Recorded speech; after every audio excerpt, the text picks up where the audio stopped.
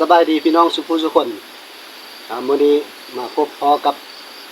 คำติดเบาแดนเนี่ย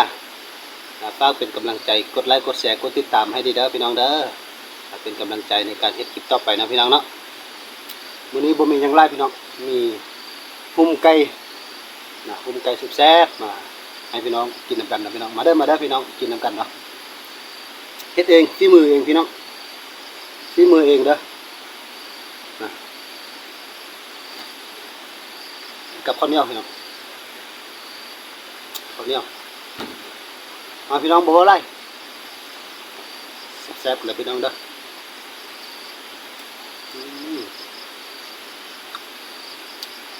เอาเลยได้พี่น้อง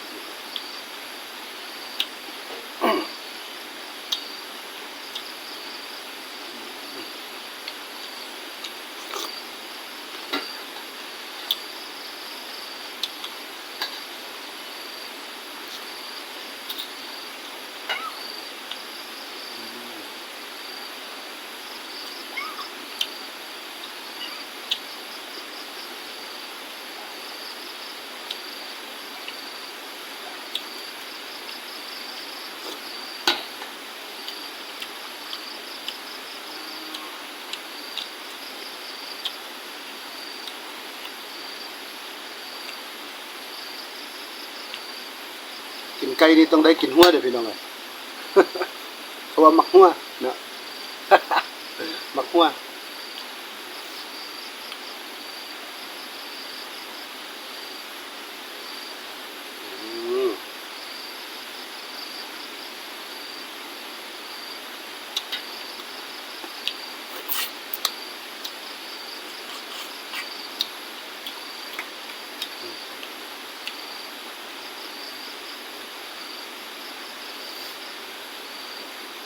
คำใหญ่ๆอิ่มไปเลยพี่น้องเอ้ย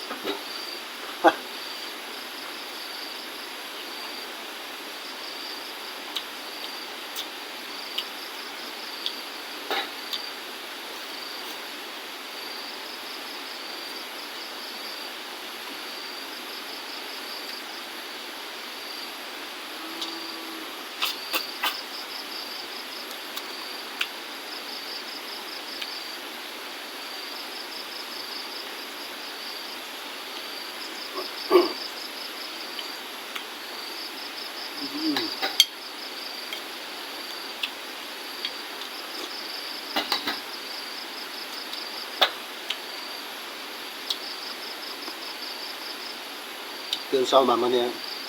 อากาศดีพี่น้องอยู่ทางล่างแล้วแม่นบรรยากาศท้องนาพี่น้องบรรยากาศท้องนาอยู่ไกลบ้านนี่นะ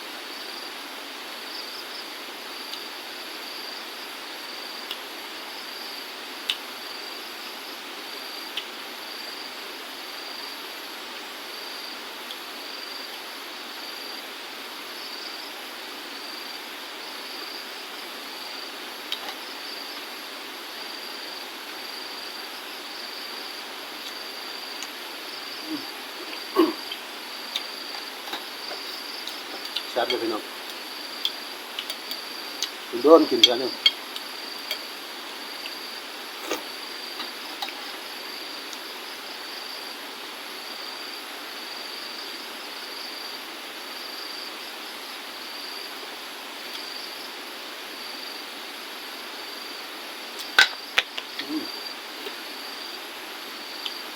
จัดพี่น้อง